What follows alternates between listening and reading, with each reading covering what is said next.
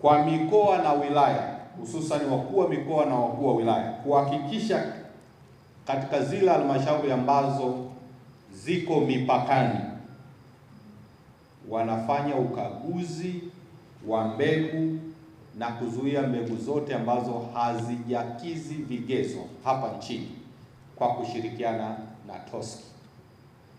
Ninalisema hili kwa sababu experience kubwa vile vile kwenye malalamiko, kuna mbegu nyingi zinazalishwa mipakani, zinaingia kinyemela nchini, zisipofanya vizuri malalamiko yanabaki kwa serikali.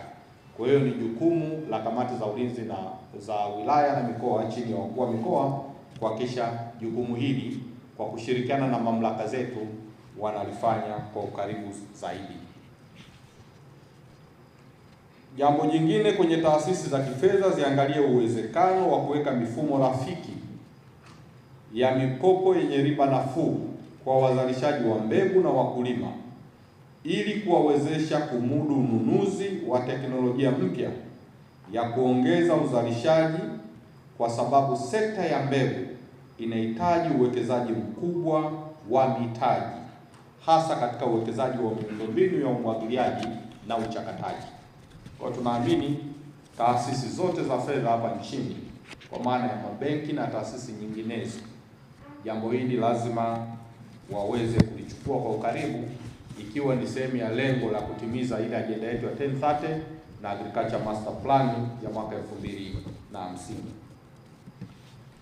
Kwa wabia wa maendeleo wakiwemo AGRA, Aspires na wadau wengine, tunawaomba muendelee kuunga mkono juhudi hizi ili mifumo yetu iwe endelevu kwa kujenga uwezo wa kitaasisi na kusaidia katika tafiti na sera.